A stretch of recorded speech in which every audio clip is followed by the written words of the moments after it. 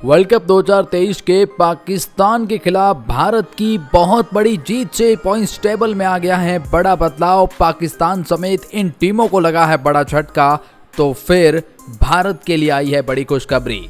जी हाँ, ये बात तो आप और हम सभी जानते हैं कि जैसे जैसे वनडे वर्ल्ड कप 2023 आगे बढ़ रहा है, वैसे वैसे पॉइंट्स टेबल के रोमांचक मुकाबले खेले जा रहे हैं और उन्हीं में से एक मुकाबला भारत और पाकिस्तान का मुकाबला।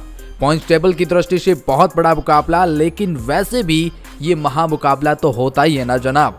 लेकिन इस मुकाबले में पहले भारतीय गेंदबाजों का कहर देखने को मिला और उसके बाद रोहित शर्मा का हिटमैन शो देखने को मिला। मतलब भारत ने इस मुकाबले को एक तरफा मुकाबले की परिभाषा क्या होती है ये दिखा दिया। 8-0 वनडे वर्ल्ड कप में भारत ने पाकिस्तान को बड़ी शिकस्त दी है और 8-0 की बढ़त बनाई है। लेकिन वनडे वर्ल्ड कप का यह मुकाबला पॉइंट्स टेबल की दृष्टि से भी बड़ा मुकाबला था। हम आपको बताएंगे अब भारत को कितने और मुकाबले जीतने होंगे सेमीफाइनल में जाने के लिए, तो पाकिस्तान का रास्ता कैसे मुश्किल हो गया है, कैसे ऑस्ट्रेलिया की दिक्कतें बढ़ी है और बाकी टीमों का क्या हाल हुआ है, भारत की जीत से कैसे पॉइंट्स टेबल में खलबली पैदा हो गई है। चलिए आइए आपको बताते हैं इसे खास रिपोर्ट में। लेकिन आगे बढ़ने से पहले अगर आप भी है टीम इंडिया के फैन, रोहित के फैन, विराट के फैन, तो वीडियो को कर दीजिए लाइक और चैनल को कर दीजिए सब्सक्राइब। बेल आइकॉन को भी जरूर दबाएं ताकि क्रिकेट अपडेट आपको मिलती रहे। तो जी हम बात कर रहे हैं वनडे वर्ल्ड कप 2023 के पॉइंट्स टेबल के सारे समीकरण की। हम आपको बताएंगे अब कैसे और क्या सेमीफाइनल की तस्वीर जो लगभग अब साफ होती हुई दिख रही है।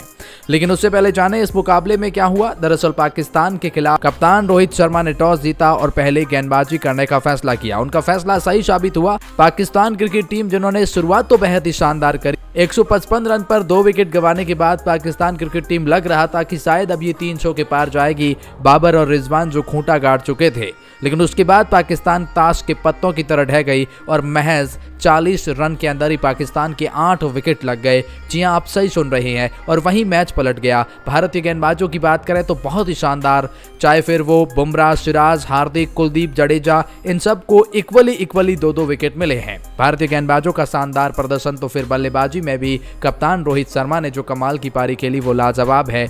86 रन की वो पारी, शतक डिजर्व करते थे लेकिन उन्हें नहीं मिला। शुभमन गिल और विराट कोहली हालांकि कुछ खास नहीं कर पाए, दोनों 16-16 रन बनाकर आउट हो गए। श्रेयस अय्यर ने जरूर मिडिल ऑर्डर में आकर पारी को संभाला और कहीं न कहीं उस मैच को फिनिश किया गया और भारत इस मुकाबले को बड़े मार्जिन से जीता है और उसके बाद पॉइंट्स टेबल में बड़ा बदलाव आता है। चलिए एक एक करके आपको बताते हैं क्या है पूरी पॉइंट्स टेबल का हाल। अगर इस पॉइंट टेबल की बात की जाए तो इस पॉइंट्स टेबल में 10वें पायदान पर अफगानिस्तान क्रिकेट टीम है। 2 में से 2 मुकाबले इन्होंने हारे हैं और इनकी नेट रन रेट भी बेहद ही खराब है, -1.907, जो कि बेहद खराब है और जिसकी वजह से अफगानिस्तान क्रिकेट टीम 10वें पायदान पर है।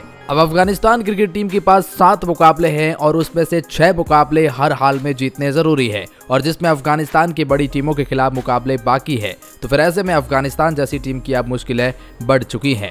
इस पॉइंट्स टेबल की बात करेंगे तो 9th पोजीशन पर नाम ऑस्ट्रेलियन क्रिकेट टीम का आता है। 2 में से 2 मुकाबले इन्होंने भी हारे हैं और इनके पास में भी कोई पॉइंट्स नहीं है। -1.846 की नेट रन रेट है और जिसकी वजह से ये 9th पोजीशन पर है। अगर इनको भी क्वालिफाई करना है तो इनके बचे हैं 7 मुकाबले और 7 में से 6 मुकाबले जीतते हैं तो क्वालिफिकेशंस की रेस में ये आगे रहेंगे।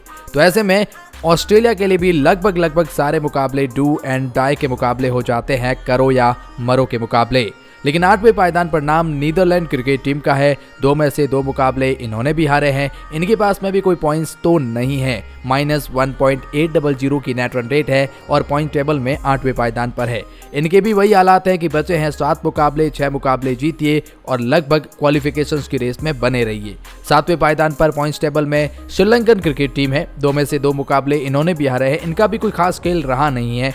-1.161 की नेट रन रेट है, जो कि बेहद आप खराब कह सकते हैं। इन्होंने भी कोई खास कमाल प्रदर्शन अभी तक नहीं किया है और इन्हें भी अगर सेमीफाइनल की रेस में बने रहना है तो इनके भी 7 मुकाबले अभी बचे हैं और 6 मुकाबले हर हाल में जीतने जरूरी है। इनके बाहर होने के चांसेस अब बेहद ज्यादा है, जिसमें अफगानिस्तान, नीदरलैंड और श्रीलंका तो बेहद ज्यादा है। खैर पॉइंट्स टेबल में 6वें पायदान की बात करेंगे तो फिर नाम बांग्लादेश क्रिकेट टीम का आता है। 3 में से 1 मुकाबला इन्होंने जीता है और 2 मुकाबले हारे हैं। इनकी नेट रन रेट माइनस में 0.699 की है, जो कि बेहद ही खराब है। अब अगर बांग्लादेश क्रिकेट टीम को क्वालिफाई करना है तो इनके 6 मुकाबले अभी भी बचे हैं और उसमें से इनको अगर आप कहेंगे तो फिर 5 मुकाबले हर हाल में जीतने जरूरी है। 6 में से 5 जीतिए और क्वालिफिकेशंस की रेस में आगे बढ़ जाइए।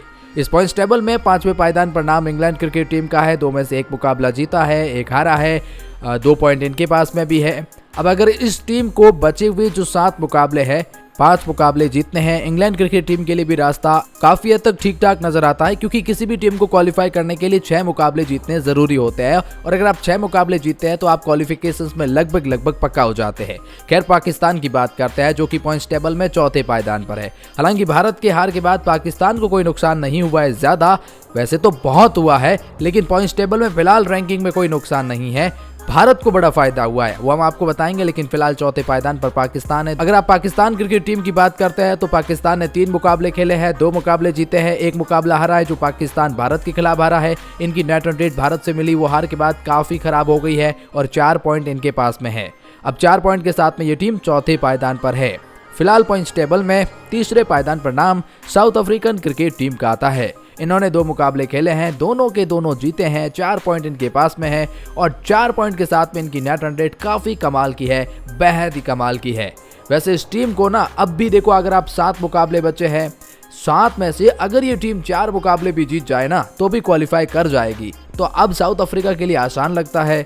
ऐसा ही तो हाल कहीं न कहीं न्यूजीलैंड क्रिकेट टीम का है और न्यूजीलैंड का तो उससे भी आसान है। दरअसल 2रे पायदान पर न्यूजीलैंड क्रिकेट टीम है, 3 में से 3 मुकाबले इन्होंने भी जीते हैं, 6 पॉइंट इनके पास में भी है। अब अगर आप देखेंगे न्यूजीलैंड क्रिकेट टीम के बचे हैं अभी भी 6 मुकाबले और 6 में से अगर 3 मुकाबले भी जीत गए ना, 50% मुकाबले भी अगर न्यूजीलैंड जीत जाती है तो वो क्वालिफाई कर जाएगी, क्योंकि किसी भी टीम को क्वालिफाई करने के लिए 6 मुकाबले जीतने जरूरी है।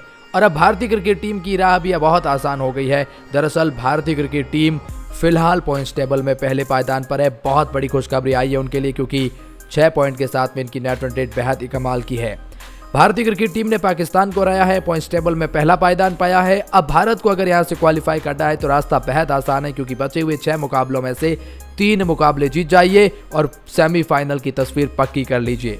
अब भारतीय क्रिकेट टीम के लिए रास्ता आसान क्यों है? क्योंकि भारत के अभी भी कुछ हल्की टीमों के खिलाफ मुकाबले बाकी है। अगर आप देखेंगे तो भारत का मुकाबला बांग्लादेश के खिलाफ है। अगर आप देखेंगे भारत का मुकाबला वो नीदरलैंड के खिलाफ भी भारत का मुकाबला बाकी है, क्योंकि भारत ने 2 बड़ी टीमों को हरा दिया है, जिसमें वो पाकिस्तान भी है और वो ऑस्ट्रेलिया भी है। तो अब भारत के कुछ हल्की टीमों का भी पाला पड़ेगा, वहां भारत की जीत पक्की है, तो भारत की सेमीफाइनल की तस्वीर भी काफी हद तक पक्की नजर आ रही है। लेकिन इस पॉइंट्स टेबल के बारे में आपका क्या कहना है और फाइनल में आप किन 2 टीमों को देखते हैं, कमेंट सेक्शन में जरूर बताएं।